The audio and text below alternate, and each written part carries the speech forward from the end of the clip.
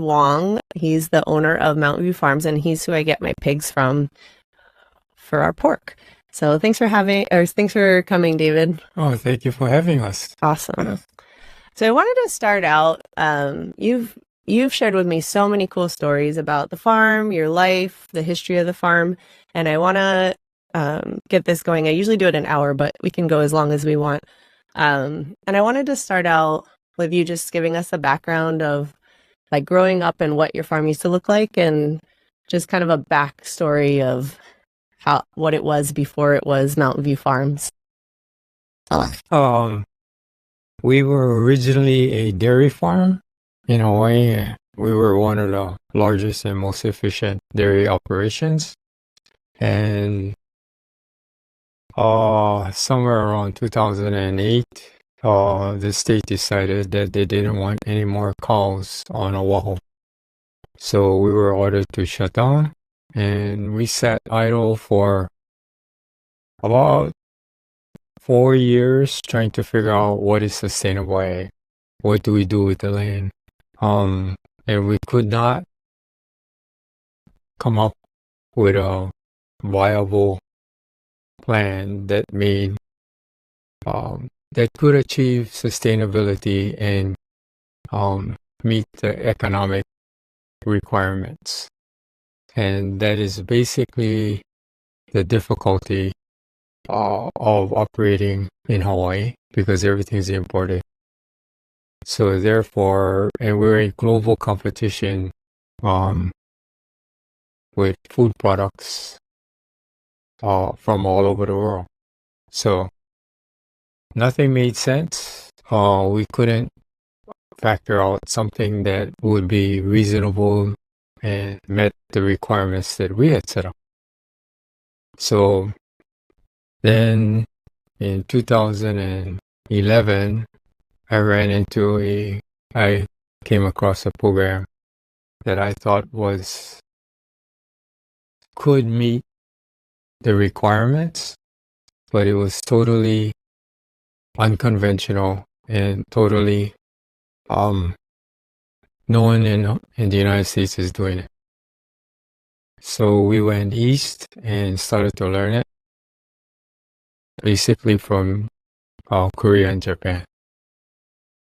Can I ask you, just back to the dairy thing, because we're going to get so into the Korean natural farming, I just thought the dairy in Hawaii stopped because the imports were cheaper, but you said the state didn't want any more cows. What's the history there? It's very complicated, and I don't want to go in there. Oh, fair enough. Okay. And then another quick question out of curiosity, because did you grow up as a kid on the dairy farm? No. No. Oh, just your family owned it? My dad, late in his life, started in the dairy. Oh, okay. I see. I was curious. One of my friend's moms remembers growing up, and they'd get rice bags and fill them with kiawe beans, and she said the dairies used to buy them for like a penny or something, or 2 pennies or something for a bag of kiawe beans for the kids. And I was wondering if you remembered that, or if you had any knowledge of that. No, that was before I even got involved. Right, yeah. I'd imagine though, I've always wanted to try milk-fed kiawe beans because they're real sweet. I was like, it'd probably be real tasty milk. Cool. I want to talk more about the dairy industry, but maybe we'll do that with one of my friends that does milk.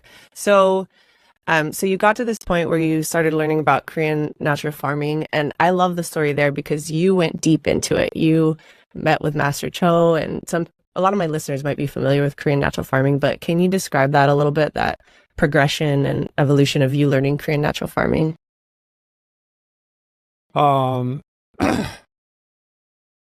I was blessed because I had an opportunity to work with what I consider masters, or we consider geniuses. They're blessed with God-given talent.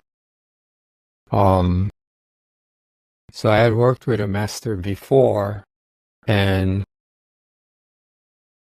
when I started working with this master, I didn't know he was a master.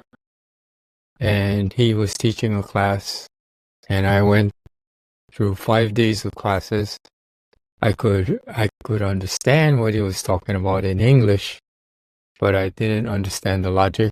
I didn't understand what he was teaching. I mean, I saw the end product, but I couldn't figure out how he got there. So I came home. Then he taught another class a year later. So I went back, and the first day the same thing happened. So I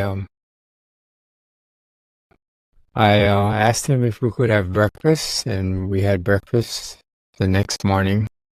And I told him that I went to the class previously, the year before. I can appreciate his knowledge, but I don't understand.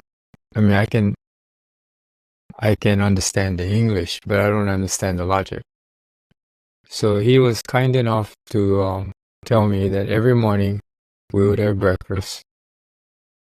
He would explain to me what he's trying to lecture. And that's how I started to understand how differently they think and how differently they operate. So when I listened to the lecture from Master Cho, even though I had not completed, I mean, I was only sitting in a class 2 hours, and I went to see the leaders because I know them, they're agricultural leaders in the state. And I said, what Master Cho is teaching, anybody can teach, but his true skills are his geniuses. He's a master, and I created the name Master Cho because he does not have a PhD, so he's not a doctor. I'm not even sure if he has a college degree, but so I said he's a master, and they said you don't know what you're talking about. You never completed the class, and you telling us how to run the class? I said no, okay. So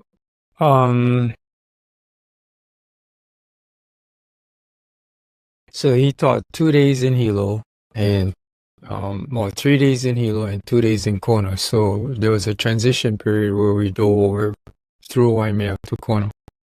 So I jumped in the van on the transition, and I said, hey, the agenda says we're supposed to stop at Parker Broiler and have lunch. So if we stop at McDonald's and I buy you anything you want to eat, can we do that? And they said, why do you want to do that? Because I want to take Mr. Cho to a farm. And you're still on this kick. I said, yeah. They said, well, you're such a pain, we'll do it. So, long story short, I called my friend and I said, can we visit your farm? And he said, yeah. So we went there, and brand new facility, 50 really nice hothouses. So Cho got out of the van and he walked into the hothouse, maybe 25, 40 feet into the hothouse, turned around and walked back out. Went to the van. And I said to the interpreter, can you ask Mr. Cho what he thinks, what he saw? He said it's super nice. I said, no, I want to know what he really saw, what he really thinks. And so Mr. Cho said, for me to ask the owner if he said something bad, would he get upset? And I said, okay. So I asked him, and he said, okay. So then Mr. Cho said, ask him if I said in front of you, all of you, will he get upset? And so I had to go and ask, and he said, okay. And then he turned around and said, okay, first, all your plants are sick. Second, you have a fungal issue coming up. Third, your fruits are very bland. Fourth, the fruits are not ripening even. And then he walked into the van.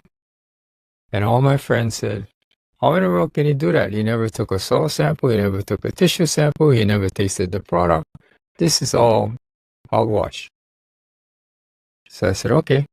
So I said, can we visit another farm?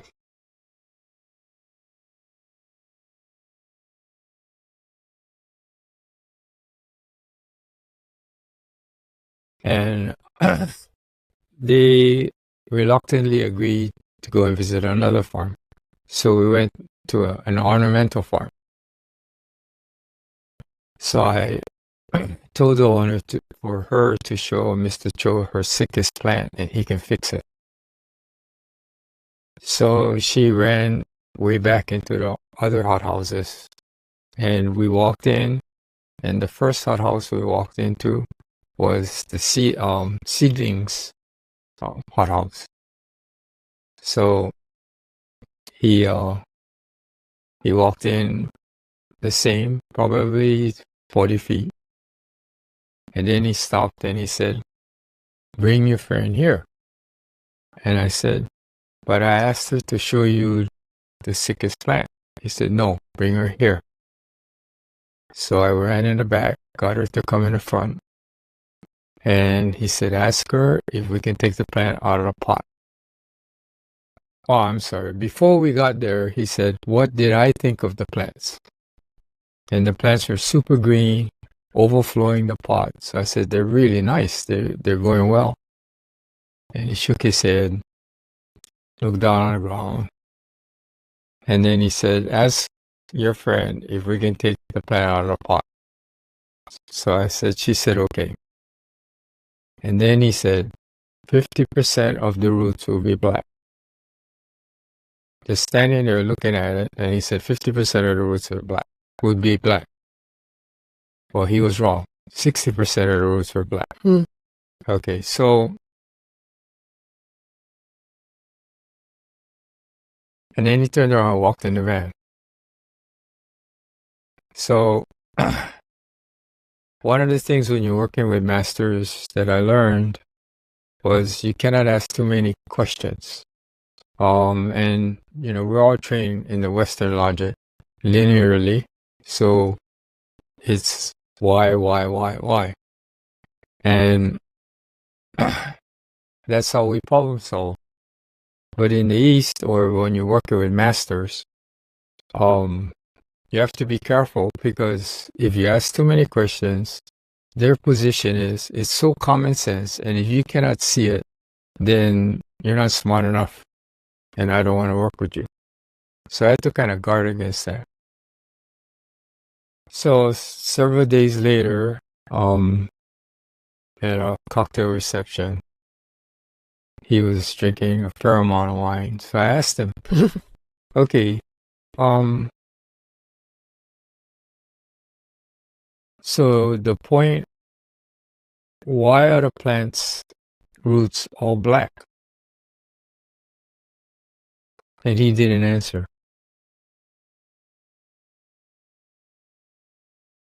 So I said, okay. So what you're telling me is, if the plants are damaged as seedlings and we don't resolve this problem, then why look at the sickest plant? We should look at the fundamental cause. And he shook his head and he didn't say anything. And he offered me more wine. But this is how I started to learn how to implement. I find that it actually tears me up, because I think of humans and our babies, and like what's happening in the world today with our population. But what you always do is connect the food to the human too. So I've always heard you as an advocate for healthy food, creating healthy humans. And it just kind of, I don't know, I guess brought me to tears a little bit, because this is what I'm the most passionate about. And I've heard a lot of your stories about that, what you've learned from the master and how it's changed your perspective. And but really, at the end of the day, it's not like you said, like that Western thing, we're used to textbooks and all these, like you can be able to find that information. but it's really an intuition. And I know there was a story once where he was on your farm and you said he brought like seawater. Is that what happened? He looked at your plants and he said to get seawater from the ocean and put it on your plants. Oh yeah, that's a whole other It's a discussion. whole other story. But basically, So I think one of the things that we need to kind of remember is, in the East, they've been doing some things there for thousands of years, but we in the Western world are not factoring these fundamental basics. So it's, I think what we in the United States need to kind of rethink how we look at life in general. Okay, so as an example, when you look at the critical data, we in the United States are the sickest nation in the world relative to chronic diseases. So chronic disease is defined as I cannot give it to you and you cannot give it to me. So in this category, I cannot give you diabetes, you cannot give me diabetes. I cannot give you a heart attack, you can't give me a heart attack. I cannot give you cancer, you cannot give me cancer. Dementia is not contagious. Alzheimer's is not contagious. So then the question in the East is, so if it's not contagious, where did it come from? It's internally generated.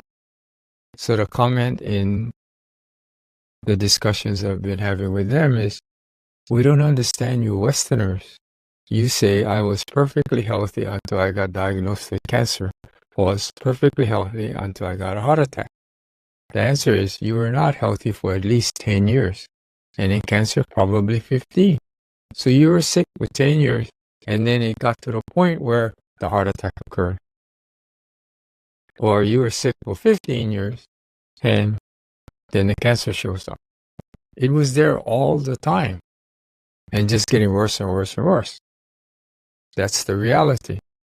So what causes this? What is causing this internal generation? And it's imbalance. What's imbalance? Your whole molecular system in your body. And the primary cause, one of the major causes, is food. And they say, you are what you eat, comma, and what it eats. So if you're feeding the animals a lot of vaccines, antibiotics, growth promoters, steroids, hormones, and then you're eating that product, then you're going to get all of that. Or if you're putting pesticides and herbicides on the vegetables and you're eating that, then you're going to get it. So it's all a function of what you eat and what it eats. And how does it impact your system? I want to get into how you farm and everything, but I think this is a good transition for you to tell your story of cancer, because this was only like maybe last year that you shared that with me one day when you're dropping off pork. Because how old are you, David? Are you allowed to tell? I'm very old. But you still show up at my shop every other week, and lift 40-pound boxes on a cart and pass it in, and you inspire me because of your agility and your health. And I didn't realize that you had been through the health journey that you had been through and the way that you tackled it. So I would love for you to tell that story again of your cancer survival, I guess. Is that how you would put it? Yeah, I mean, I was diagnosed with cancer and I elected not to do the conventional treatment protocol.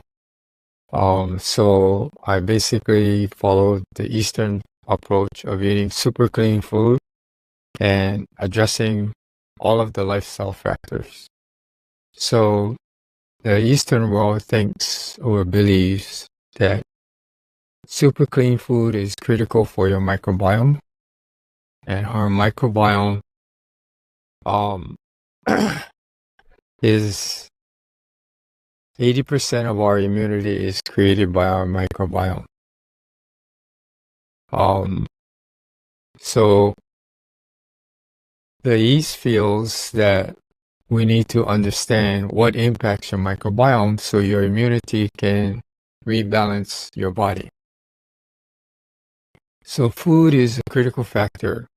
And they taught me that sleep is a critical factor. Stress is a critical factor. Circadian rhythm is a critical factor. And all of these lifestyle factors impact the treatment of cancer. So I followed the program and I'm doing well. Yeah, and I know there was more to the story than that, and I thought it was interesting that your brother is an oncologist and suggested that you use the Western approach. And I think, how far along was your cancer? He was pretty far. Yeah. So I think the Western world is starting to realize how powerful the microbiome is. So the latest movement in the medical, like in UH Medical School, they're starting to study the microbiome. And if you check the research over Google, you will see that there is a lot of discussion on the power of the microbiome. So some of the things the East really taught me is that in the West, we think of kill. So we want to kill cancer. We want to kill this bacteria. We want to kill this virus. We want to kill this fungus. And in the East, they don't believe in kill. Because if you're going to kill it, it's going to kill you. So what we're trying to achieve is balance. So there are predators and beneficials. So if you can balance the predators and the beneficials, what happens is when you achieve this balance, there's a synergistic action that occurs, which you Westerners have never factored. So, but if you dig deep enough into the Western world research and documents, Hippocrates said all diseases start in the gut. He didn't have an electron microscope, but I don't know how he figured this out. But if you take that one sentence or one statement and match it to what the Eastern world is saying, it matches up. So then the progression that we see is if all diseases start in the gut, then all diseases, if you take the 180-degree reverse, then all diseases can be cured by the gut. Interesting question. Yeah.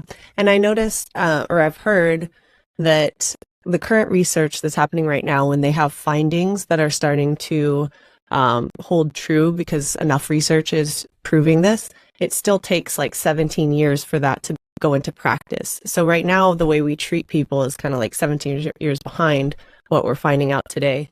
And I've always thought, ever since I've been seeing this information on microbiome, that that's going to be the next place where we find so many more answers to disease and whatnot. And I agree entirely that one of the best ways to improve that is food. And talking the whole system that you do and the Korean natural farming, that is kind of the center, right? Like the microbiome of the soil or the animal.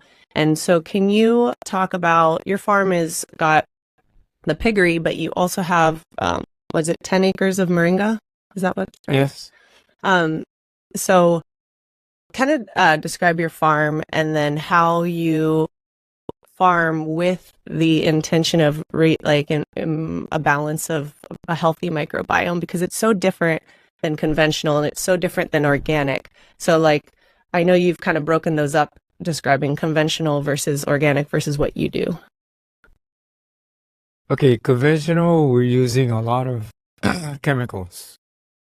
In organic, we are organic is still allowed to use pesticides and herbicides. It just distinguishes between hydrocarbon source or plant source.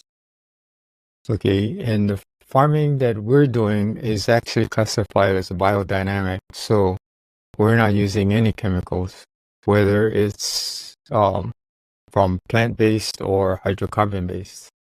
And this is fundamentally driven by the precept of the Eastern world, which says, if you can kill a bug or you can kill a plant, you're going to end up killing yourself. Because it's a poison. There are poison plants. You don't want to eat poisonous mushrooms. So if you're using this to kill the bug, or you're using another item to kill the weed, then ultimately it will kill you. So even if it doesn't kill you, it'll tilt your body out of balance. Because we're trying to get the beneficials and the predatorials in balance. So we need a wide variety. So when I started off on this, everybody thought I was a snake oil salesman. So I was running around trying to get everybody to agree to allow us to try and to start. No one thought it was possible. You cannot grow vegetables or any kind of vegetation without fertilizer. Definitely without pesticides and herbicides, because Hawaii is Hawaii. We don't have a frost. We don't have a cold kill. Things grow 12 months out of the year, and that means everything, weeds and bugs and funguses. So we cannot get along without. And what are the plants going to eat? You're not putting any fertilizer. And if you're not going to use any vaccines or antibiotics, hormones, steroids, what are the pigs going to survive on? You're not going to feed them vitamins. You're not going to feed them minerals. And the law requires that you use 5 vaccines for the pigs to prevent huge potential disease issues. So we had to work through all of these steps, and it's taken us about 11 years to go from starting to achieving where we are today. And the difficulty is, the difficulty that we ran across was working with the masters. They would teach you point 1 and point 12 and then point 30. But they don't teach you the 1,000 steps or the 2,000 steps between each point. And I'm not sure if they didn't want to teach it or they were so blessed and they didn't have to learn. Fortunately, when we started, I knew a lot about cows. I had no idea about pigs. I had no idea about vegetables. But God asked me to start with the vegetables and the pigs at the same time. And I didn't understand why, and I was grumbling to God that, I don't know anything about either one. He's asking me to do 2 things at one time, both of which I have zero knowledge. And he didn't answer, so I said, okay, maybe I'm wrong, so I'll just my faith start. Looking back, God is correct, because the fundamental driver between both of these is the microbiome. And the microbiome applies to the plants, applies to the pigs, and guess what? It applies to us. So that's the connections that we've been able to see and help people achieve better health. I love that story.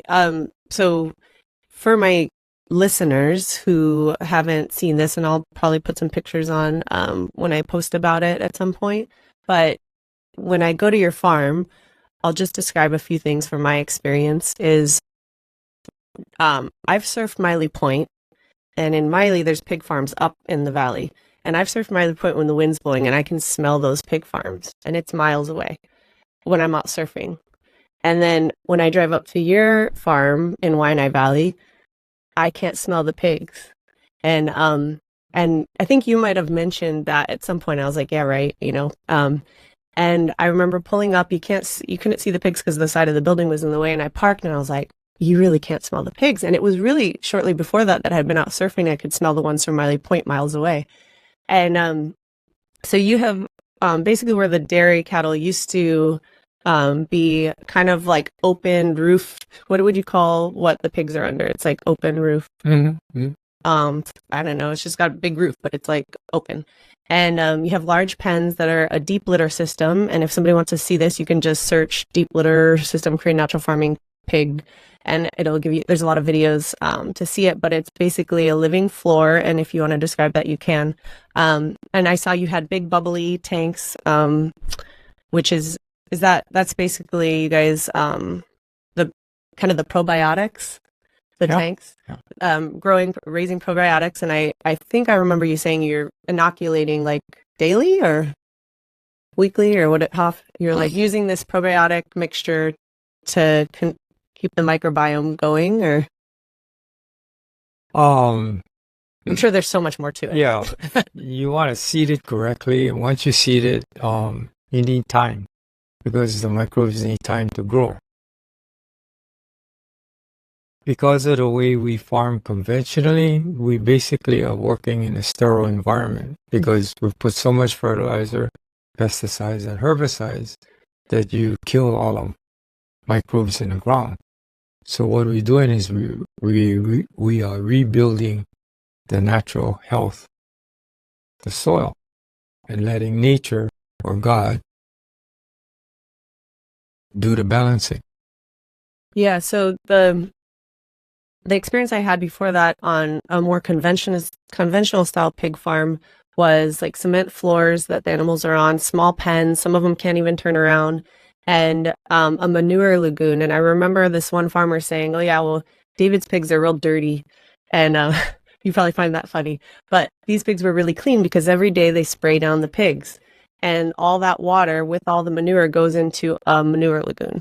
And then Uncle Vince actually like mentioned this to me one. He's like, Jess, that's not good. It's leaching into my water system. That's polluting the water system of my community.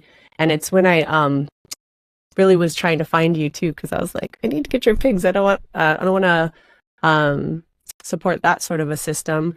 And the thing that I noticed from that too was like the animals were really loud. When you went to the farm, they're just oinking like so loud, just moving a lot, just obviously pretty stressed. They dock the tails because when pigs are stressed, they'll bite each other's tails. Yeah, is that why they dock them? Yes. You don't dock tails. We don't dock tails because okay. Dopamine and serotonin is produced by the microbiome. 80% of your serotonin and dopamine is produced by your gut. Okay, so if your gut is not running correctly, your dopamine and serotonin is very low.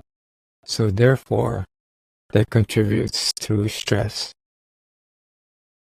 And your second brain is in your microbiome. And some researchers are saying your second brain might be bigger than your first brain. And I never knew that there was a brain function in the microbiome. So if we're eating so much processed foods and so much foods that have chemicals in it, then what is the status of your microbiome? So if you kind of go to the extremes to kind of look at how these things impact. So if you go to chemotherapy and it's like throwing a hydrogen bomb or an atomic bomb down your gut. So a lot of patients that go into chemotherapy actually pass from pneumonia, not cancer. because their microbiome is completely upside down. So their immunity status is very low. So a simple flu bug turns into pneumonia, and the body is unable to respond because of the low immunity. So this is what we see in those pigs. They're very friendly. They come to you rather than go run away. They're very happy. They're not noisy. And there's no big mud hole or really bad situation. We don't dig out the soil. They're all on soil. So it's a totally unconventional way of raising pigs. So Yeah, when I walked by the pigs, that was one of the first things that I noticed. I'm like, well, first of all, you guys don't clean the poop out, so it's basically composting within it. It's a living. That's what they consider the living floor, right? So the poop is composting, but it's not. I guess because of the bacteria, it's being digested. You don't have that same smell 2 miles away. I mean, obviously you're on a farm. It smells like you're on a farm, but I thought that was so impressive. But the nature of the animals is a part that I was shocked by, because it wasn't so long before that I had been to a farm where it was just so loud. The animals were so loud. And I know pigs stress a lot. They're very, very smart. I had a pig when I was a kid. It would sit and shake, and we could teach it all kinds of things. And I know at some point when I was reading about conventional agriculture, they were trying to remove the stress gene from pigs because they stress so much. And so your pigs, like, I remember walking by and one pig was like, oink. Like, they were so calm and obviously happy and doing what pigs do, which is like being lazy and laying around and getting excited to eat. And I just saw the stark contrast and realized, like, when my customers ask, are the pigs organic? Are they pasture raised? I just tell them, I call them my happy pigs. I call them my superfood pigs.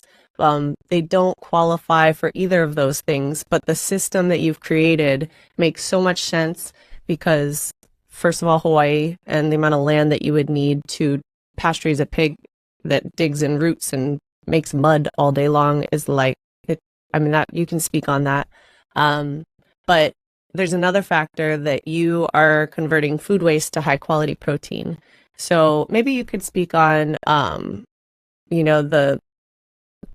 for the customers who are like, oh, they're not pasture raised, but they're in these pens. Maybe you can speak on that, and then also how you do the feed. The feed we're using the vegetarians. So we bring in we obviously are raising a lot of vegetables, so all the trim offs go to the pigs, and then we pick up vegetables from distributors of vegetables in Honolulu and bring it to the farm, and then we ferment it or ensile it, and then we feed it to the pigs.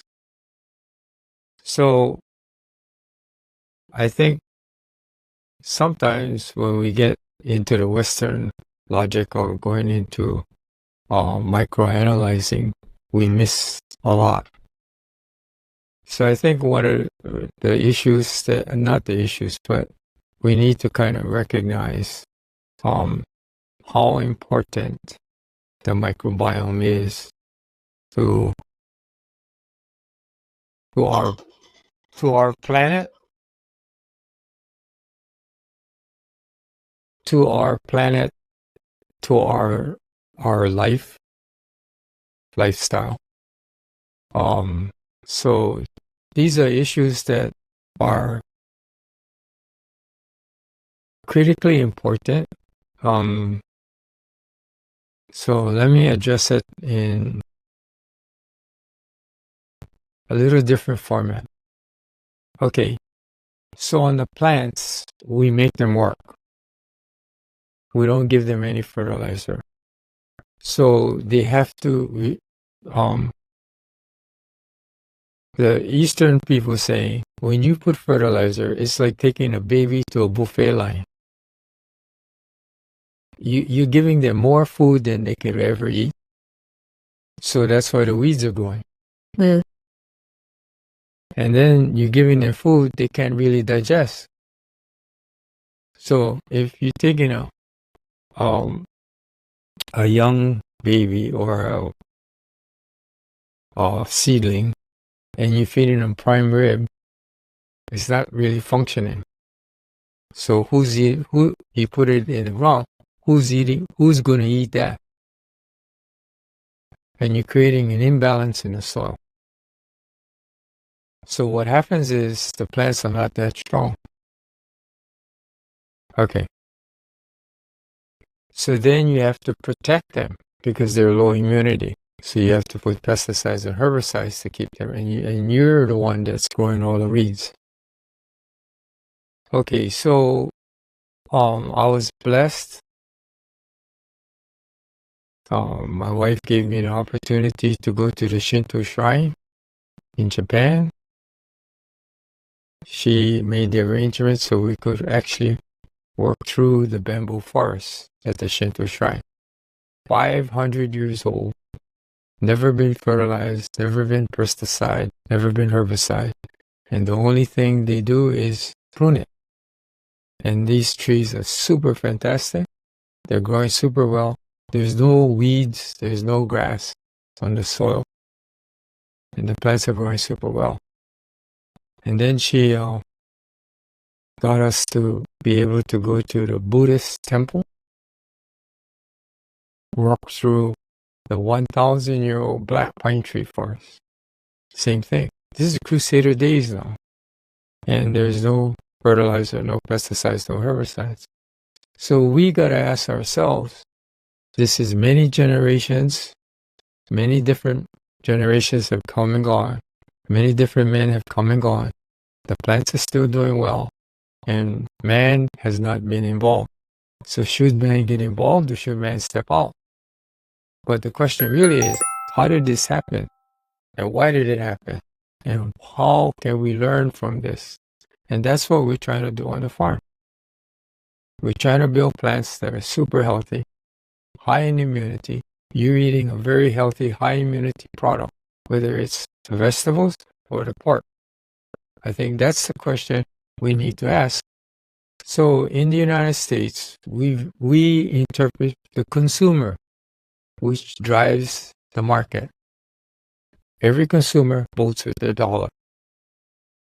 So the question is, how is the consumer making the decision which food product they purchase? And McKinsey is saying, first is price, second is quantity, and third is convenience.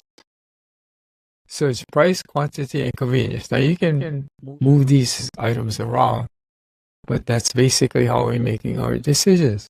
We're not asking what is the nutritive value, what is the microbial value. Yet, what science is showing us is the microbial value and the nutritional value are critical to our health and longevity. So, we have to start there and work down rather than start from down trying to work out. That is a very powerful statement. And, I'm lucky my customers have a little different view of that. But I think it does help for even the people that are, care about where their food comes from to hear that, because I think I hear it all the time, we just don't know the questions to ask, because whenever I hear somebody, oh, is your stuff organic? I mean, that's what I asked back in the day. And then the more you learned about it, you're like, oh, I tried to grow stuff organically. That was an interesting experience. And I think sometimes I tell people, have you ever had a garden in Hawaii? Like, that is one of the biggest learning experiences. And it makes me realize what you're doing on a even bigger level. Are we all good? On an even bigger level, trying to have a farm. I had this little garden box, and I got into aquaponics at the time too, because I was curious about that. But I had this little garden box. At first, my plants were growing pretty well. The bugs hadn't found them. The diseases hadn't found them. And I was trying to do everything organic, not spray them with anything. And they started to get hit by bugs and things like that. And so the more I learned about it, it's like, well, yeah, you have low immunity, that you're susceptible to these things. And it's so interesting how plants, you can look at a plant and transfer that same information to humans. If you get sick a lot, like there's some kind of underlying problem. And when my plants were getting sick a lot, I started to think, okay, well, what am I doing wrong? I got compost, which I got from the zoo, which was probably the worst idea ever, because and somebody pointed out that these zoo animals are just like getting so much medications and things, and there was like plastic toys in it and stuff. But I'm like, oh, I got the compost, so that I started out kind of wrong, but I was also like watering all the time. And when you talk about creating a strong plant, somebody had told me, well, you need to create warriors out of your plants. Like they need to be able to withstand some drought. They need to be able to grow deeper roots to access more nutrition and more water. And so you almost stress them a little. But I started to realize like there was a lot of things I needed to do to create this healthy environment for a plant to be able to fight away any diseases and pests. And Hawaii, we've imported so much that we have so many different things that can attack our plants than, in the past. And I mean, it was just such a learning experience for me to realize that. And I think at the time I wasn't even thinking, entirely about the microbiome, but I understood it. I started to learn about compost and see how complex it is. And I know it's a hard thing to even talk about on a podcast because it is so complex. I'm sure you'd agree. I think this subject matter we're discussing is very complex, and it's very easy to get into the micro analysis and get lost in the maze. And you're an example of what you just discussed, of how you can get lost in the maze. Mm-hmm. And what we're learning is not to get lost in the maze. We have to really think hard of what is our goal. What is your goal? What is your goal as a parent to your children? And when you start to think like this podcast is an effort to help educate everyone as to these are your opportunities, these are your options, and you have a choice. Okay, so I think from that perspective, we should kind of really be thankful that you're doing this podcast, because it's a means of educating more as to the benefits of doing things that we all have a right, an opportunity to improve our health, our longevity, and our well-being for all of our families. And it's not just food and food distribution or raising food. It's a whole concept of looking at health and wellness. We are the sickest nation in the world. We lead the whole world in every single chronic disease. And yet we're the richest country, the smartest country, with the highest health insurance, and we are the sickest. There's something wrong with this picture. So how do you fix it? Is it the medical? Is it the farming? Is it food distribution? What is it? It comes back to education and understanding of what we need to be focused on. So, the microbiome is critically important. Nutritive value is critically important. Okay, we need to kind of understand the power, how much power nutrition and microbiome is to everyone's health and wellness. So once we understand that, we have to understand what are the vital factors involved in making this decision. So in the world today, we are globally supplying food, which changes everything. And the rules and how things are processed changes. And our inability to understand the complexity of the model creates gaps in our understanding. So we're relying on general things that's coming off the internet, which then gets even more confusing. Okay, so relatively speaking, we know that chemicals are bad. If we just stop there, Okay. Second, transportation and cost are the critical factors in global distribution. We as consumers are totally spoiled. I'll give you an example. Blueberries grow in a certain time in the United States. Yet when you go to the supermarket, you want blueberries. You're not thinking about whether it's in season or out of season. You want blueberries. So the food distribution system and the retailers are complying to your demand. So therefore, when it's out of season, you still have blueberries in the store. Look like they just got it from California, but it came from Peru or Brazil or Ecuador or Mexico. So why is that important? Because they had to have gassed it to get it here. Otherwise, it will spoil. It's going to take at least 2 weeks to get to the store. So, I can give you an example. So the example that I used to teach my crew is I asked them to get some bananas from our field, which we're using for windbreak, and get a hand and put it on my desk, and then go to the supermarket and buy a hand of bananas and put it on my desk.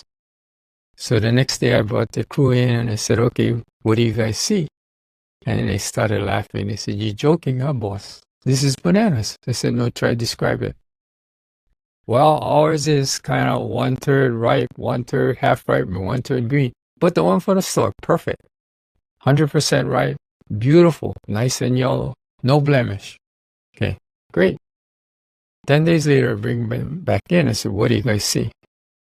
Well, ours, some got to throw away, some got to go banana bread, and the green is ripe. But amazingly, the one from the store is still perfect. Not a single blemish. So go to the store and ask them where this came from. They come back, Ecuador. Okay, how many weeks from Ecuador to Long Beach? How many weeks from Long Beach to Honolulu? And you know it's going to be 1 week from the dock to the store, and it's already 1 week at our farm. If you add it all up, 6 weeks, sometimes 8. So how is that possible? First, they pick it super green, they gas it. They put it in a container, they use another gas. And when they bring it here, they ripen it with a gas. That's why it's 100% ripe. That's not natural. So, why doesn't the label say there's 3 gases? Because it falls under generally accepted practice, GAP. So generally accepted practice, the government is saying that you as the consumer should be knowledgeable, and we as the supplier don't have to tell you because you already know that. But the average consumer does not know that. So let's come back. Microbiome. What is those 3 gases doing? You gas right there, and you're going to eat it? So you know that gas is still there. And what about the storage gas? And what about the green gas? What's it doing to your microbiome? We have that problem not just in fruits and vegetables, but in a lot of processed foods. And exactly. Yeah, like ice cream has like a form of antifreeze in it that's not on the label. Bread has like some sort of conditioner, softener that's really irritable, causes irritable gut problems, and that's not on the label. And these things are considered I have a brain fart, but generally accepted practice. Generally accepted right now. There's another, yeah, and there's another word for the ingredient. But I read about that in The Plant Paradox, and there's another book. But yeah, we're consuming a lot of things that are disrupting our gut, and I agree with you that the microbiome and the nutritive value are 2 of the things that are gonna hopefully lead to better health in our country as we start to realize the importance of them. Well, I think the basic rules, some of the considerations that we as consumers should take into consideration is do the very obvious things first. Let's not be overly concerned about organic versus biodynamic or regenerative, whether it's pasture-raised, non-pasture-raised. We should look at first, what is the source of the food? If it's outside of the United States, Japan, or Europe, or Canada, you really got to question whether you want to buy it. Regardless of what it says on the label, because we already know that the United States doesn't, our companies don't go and certify that stuff that's coming from abroad is 100% organic. They label it organic, and maybe somebody did an audit 3 years ago that they were organic, but are they organic today? We don't know. But that's not the real question. The real question is, if it came from a week of transportation, how did it get here looking like this? That's the fundamental question. Oh man, I'm so glad you brought all that up. I want to talk a little bit about the moringa side of your production, because that's also really fascinating to me, and the power of that. And you didn't really tie that into your cancer story, but can you tell us about the moringa or calamungai? Is there another name for it? Moringa olivera. Rather than go there, I'd rather we talk about the pork. Okay, yeah, let's do it. So conventional pork first we got to take into consideration of the antibiotics made in the United States, 80% goes to animals, 20% goes to treating humans. So why is this important? Because the animal products are loaded with antibiotics. Why? Because antibiotics is a growth factor. It helps promote growth. So that's why the industry is using a lot of antibiotics to make the animals grow faster. Not necessarily for disease control, but it is a huge growth factor. Now, if we're using 80% of the antibiotics in animal production, and we're eating that product, what is it doing to your microbiome? Do you think that that's why it causes growth? Because they've done studies showing on obese people, and their microbiome is really compromised, and they think there might be a association to... Okay, we're not good there. We're just staying on a fundamental premise, okay? So 80% of the antibiotics made in the United States goes to animal food, animal use. So therefore, conventionally farmed animals have a reasonably high amount of residual antibiotics. Okay, huge amounts of vaccines are being used to allow CAFO operations, huge farms, to operate, because their disease issues are massive. So without vaccines, they cannot operate. So that's telling us these animals have no natural immunity. Their natural immunity is at a very low level. Highly supported by vaccines and antibiotics. So the assumption that these products are heavily loaded with vaccines and antibiotics is a major issue. Why?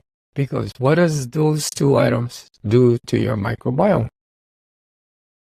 It compromises it. So are we throwing a 500-pound bomb, or are we throwing a 10-ton bomb? But you're throwing a bomb. It's not a hand grenade, it's a bomb. Okay, so we got to factor that in. Okay, so then the next question is, okay, so you have a choice. You can choose to buy conventional, because it's going to be cheap, or you can choose to buy organic, which has less, but still has some, or you can buy biodynamically raised, which has none. What is your choice? Then we got to figure out backwards. Once people start to understand this, they want more and more biodynamic. Where are you going to get it? Who's going to distribute it? Who's going to raise it? Okay, so the question is, we have to help educate the public to create the demand. Once the demand is created, these will rise. Because ultimately, we have to not forget, you, the consumer, are in control. Your dollar controls everything. Let me say that again. Your dollar controls everything. Can you tell me about the time where, because you don't use vaccines or antibiotics, you had told me a story about how, I don't know if it was somebody from UH or whatever had come and seen your death rate, and it was very low. Do you remember that? Can you share that? Our death rate is probably 4 times lower than normal.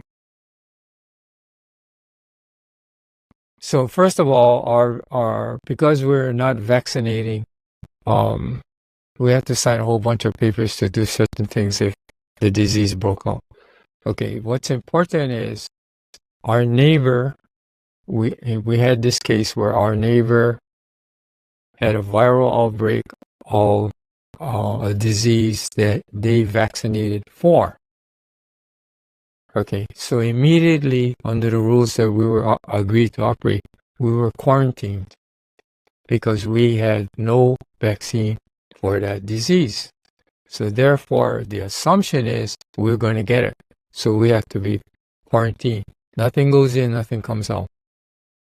And the assumption was we're going to get it because we had no protection with the vaccine. So after they resolved the disease issue, they came in and they said, we have to test your antibodies. So they tested our antibodies and they were all high. So they said, you lie, you vaccinated. Because you cannot have this high antibodies without a vaccine. So I said, well, check with the pharmaceutical company. They checked and they said, yeah, you didn't buy any. So how did you get the antibodies high? I said, I don't know. This just happens. Then another neighbor came down with another different virus, also vaccinated for. Again, we got quarantined. Same thing. Got retested. Antibodies high. Then another neighbor further down the road got a third viral outbreak. Wow. Virus disease that they had vaccinated for, and we went through the same procedure again. We tested clean. So now when it occurs randomly across the valley, we don't get quarantined anymore. They gave up. No, not they gave up, but they recognize that the immunity level of these pigs is extremely high and that we can somehow manage without the vaccines. I can't explain it. They can't explain it in Western logic detail. I can't tell you which specific item in the microbiome that is providing this immunity, but the immunity is there. So when you look at our growth records, death loss is low. We're not using a single cc of antibiotics, penicillin or tetracycline, where the herd our size would be using 1,000 units of penicillin and maybe 4,000 units of tetracycline every single day. We're not using one. And we don't have one case of diarrhea and one case of pneumonia. And it's extremely hard to understand. But when we sit there and we say, okay, the pig's biology and our human biology is really close, because you can take a pig heart and put it in a human, and the rejection rate is very low. And they just did a kidney transplant from a pig kidney to a human, and it's working fine. So then the bottom line is, if these pigs are so healthy, so calm, they're not fighting with each other, they're very happy, they're very smart, they're wide awake, they're not sick, they're very healthy, then why can't we have this same benefit? And the answer is we can. Our biology is almost the same. I'm just mind blown by all of that, even though it's, clear in my mind. But when you say it like that, it is just a fascinating subject to talk about. Is there anything else I mean, I do want to chat about the moringa if you want to go there, but is there anything else you want to add on that note? I'm just so glad that you do what you do. But I get kind of thrown off because I'm just like in my little mind blown mode of thank you so much for sharing that quality information with us. Well, our goal is not necessarily just to produce food. We're trying to help the public understand that our health and wellness is critical and that we have the ability to achieve it. There is no reason for anyone, we have enough evidence that there's no reason for any one of us to have a chronic disease issue. So that's the super good news. But this podcast is very helpful, and what you're doing is very helpful. And we want to help to continue to grow this because our mission is to help people to achieve a wholesome, healthy lifestyle free of any chronic disease. Yeah, I mean, chronic disease is a modern disease, and we see very little of it in the past of human history. So you guys make raised beds. Are you still selling those to the public if they want to have a garden? Is that still a part of your operation? Yes, we sell a 4x4 garden box, which we call the pharmacy box. All you do is plant and harvest. We don't want you to till the soil or try to work the soil up. Just plant and harvest. Yeah, and it's totally self-sustainable. You don't fertilize, you don't spray anything. And it's self-sustaining. So we've had these boxes in at certain schools, and the oldest one there is 5 years old now. And the students just love it. That's awesome. What is well, just really quick, tell me about the moringa, because I think it's so cool. When we went to your farm to look at the pigs, first you gave us a tour of where you create the supplements that you have of the moringa, and what I thought was so cool was that you have thought about this aspect of nutritional value. So I knew this from studying nutrition at UH that like UV light and heat and time and temperature, all these things affect the nutritional value. So you wanted to preserve that when you made the moringa into supplements because you saw the research of the power of that plant, and you gave us this tour of that first, and the pigs get that every day. So Yep. Right. So tell me just a little bit about that. Okay, moringa is considered the miracle tree of the world. It's extremely nutritious.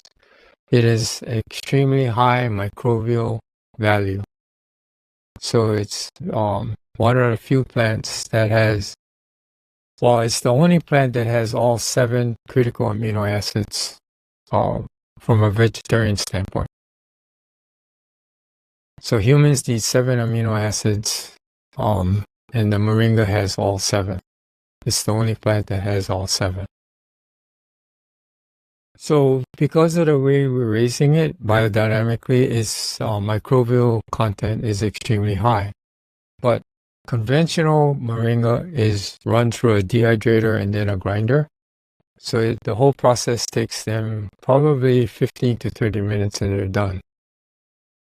We recognize that at 120 degrees, you basically killed all the microbial activity in that product. A dehydrator runs much higher than that. If you put it out in the sun to dry, where a lot of underdeveloped countries that are raising moringa are using the sun to be the dryer, it also exceeds 120 degrees. Not all the time, 100% of the time, but at least an hour a day. So did you kill all? Probably not, but you killed a substantial amount. So we take 7 days to dehydrate it because we're using only dehumidifiers. And we hand pick out the leaves so we do not cross-contaminate with branches or stems. So our product is about 99+% leaves, where the bulk of the nutrient value is. So our product is extremely pure and extremely loaded properly with microbial content. So we're combining the nutritive value with the microbial content. The product is doing fantastically well. Yeah, I know Sarah's husband, when he had his cancer treatment, he was using that as well. And she really felt like that helped. And I'm guessing you used that during your cancer treatment as well. Oh, yeah. Yeah. And that's why I call your pigs the superfood pigs, because I think of moringa as a superfood. By the way, last night, and I thought this was perfect, my friend brought over moringa pesto that her neighbor had made her. Oh, And great. we had that on our steak, and I was so good. I put it in our soup too. But yeah, your farm is really pretty because it's got so much of those moringa trees. I had no idea you even did that. I just thought you were a pork farmer, and then I saw there's so much more to the system and how you think about raising food. And I really appreciate that you've shared that with us. I have a few last questions. What's the plan for your farm as the decades go by? Is it going to stay the same? Do you guys want to expand or? Oh, I don't know. We now have gotten to the point where we can prove to the financial institutions that we can make this economically viable. So we just got a proof of funding to expand. Oh, good. And then, will you ever retire? Of course. You think so? Because you seem to work pretty hard, but yeah, I think that's part of having a long and happy life, because I don't expect myself to fully, retire. And then this is like a little random side note. Whenever I emailed you, your email is something about skiing. And was that like a was that one of the biggest passions in your life if you made your email about skiing? But I'm just curious. Oh, yeah, I love skiing. What's your activity now? Is it skiing still, or what do you do besides thinking about food?